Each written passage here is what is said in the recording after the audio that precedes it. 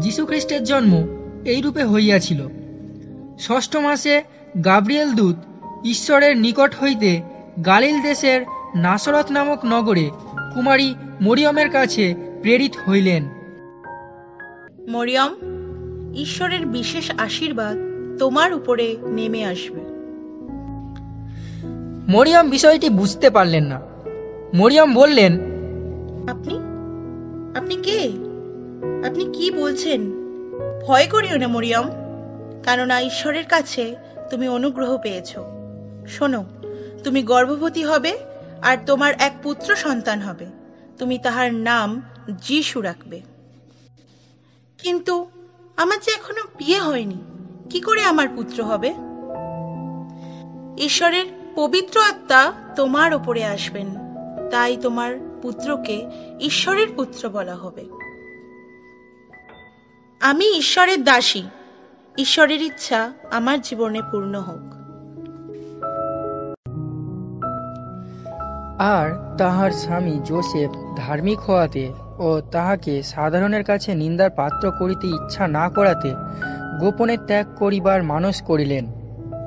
তিনি এই সকল ভাবিতেছেন, এমন সময় দেখো, প্রভুর এক দূত স্বপ্নে তাহাকে দর্শন দিয়া কহিলেন,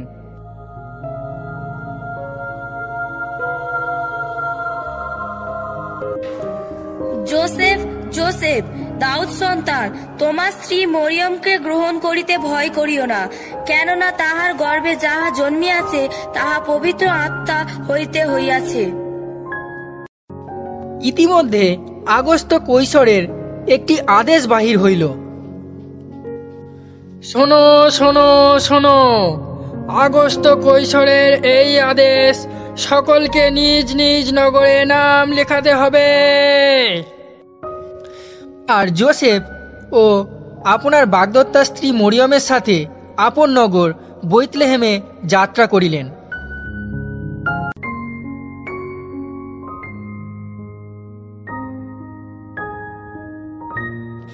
আর এমন সময় মরিয়মের প্রসবকাল সম্পূর্ণ হইল।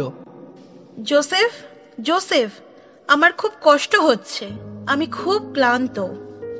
ঠিক আছে, আমি একটি ঘরের ব্যবস্থা করছি।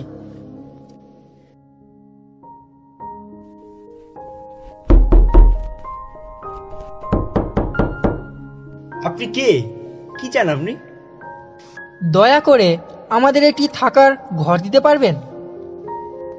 ক্ষমা করবেন, আজ আমার সব ঘরই ভর্তি, আপনি অন্য কোথাও যান। যোসেফ তখন হতাশ হয়ে অন্য সরাইখানার উদ্দেশ্যে রওনা হলো।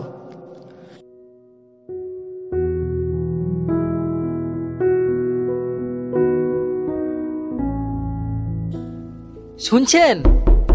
বলছি, বাড়িতে কি কেউ আছেন? আমাকে একটা ছোট ঘর দিতে পারবেন? আমার স্ত্রী খুবই অসুস্থ। বেশি না, একটা ছোট ঘর হলেই হবে। আমি আমার স্ত্রীকে নিয়ে একটু আশ্রয় পেতে চাই। আপনি কি আমাকে ছোট্ট একটা আশ্রয় দিতে পারবেন? এখন তো কোনো ঘর আমার কাছে নেই, যা ছিল সবই তো ভর্তি হয়ে গেছে। কিন্তু আপনার যা সমস্যা, আমার আপনাকে ফেরাতেও খুবই কষ্ট হচ্ছে। আমি আপনাকে একটা কথা বলি, আপনি যদি কিছু মনে না করেন। মানে বলছিলাম যে পাশে আমার এই কিছু একটা দূরেই আমার একটা আস্তাবল আছে। আপনি যদি সেখানে যদি গুছিয়ে গাছিয়ে নিয়ে থাকতে পারেন, তাহলে আমার ওটা দিতে কোনো অসুবিধা নেই। ঠিক আছে, ঠিক আছে, আমি খুবই আনন্দিত। আপনাকে কি বলে ধন্যবাদ দেবো আমি আপনাকে বলে বোঝাতে পারবো না। আপনি যে আমার কত বড় উপকার করলেন। ঠিক আছে, আপনাকে অসংখ্য অসংখ্য ধন্যবাদ। আমি এই আস্তাবলেই আজকে রাতটা কোনো রকমভাবে কাটিয়ে নিতে পারবো, আমার কোনো অসুবিধা হবে না। মরিয়ম, মরিয়ম, চলো চলো, অনেক কষ্টে আজকে থাকার একটা জায়গা পাওয়া গেছে।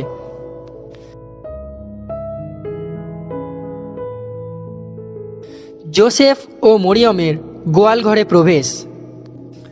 আর এমন সময় প্রভু যিশুর জন্ম হলো।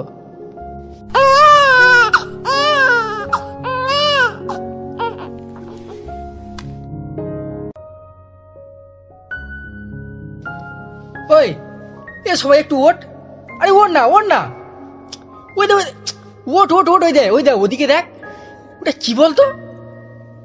ওই আমার খুব ভয় লাগছে, ওটা কি বলতো? ওটা কি? দেখ না তোরা দেখ না ওটা কি। ওটা কি? মনে হচ্ছে আকাশ থেকে একটু তারা খসে পড়েছে, তা না হলে এত আলো কোথা থেকে এলো? আরে দূর, না আমার তো মনে হচ্ছে একটা নয়, অনেকগুলো তারা একসাথে খসে পড়েছে। তোমরা ভয় পেও না, আমি তোমাদের কাছে এক সুসংবাদ এনেছি। আজ দাউদের নগরে তোমাদের মুক্তিদাতা প্রভু যিশু জন্মগ্রহণ করেছেন, আর তোমরা তাকে বেথলেহেমের একটি আস্তাবলে তাকে দেখতে পাবে।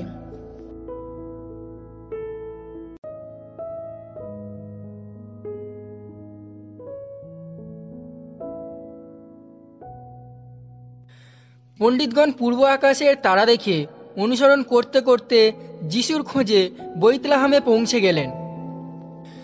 তখন সেখানকার রাজা ছিলেন হেরোদ, আর পণ্ডিতরা রাজাকে জিজ্ঞাসা করলেন, ইহুদিদের রাজা হবার জন্য যার জন্ম হয়েছে সেই শিশুটি কোথায়? পূর্ব আকাশে আমরা তার জন্মের তারা দেখেছি। রাজা? কোথাকার রাজা? আমি থাকতে আমার রাজা? তোমরা যাও তার খোঁজ করো, আর পেলেও আমাকেও বলো, আমিও তাকে প্রণাম করতে চাই।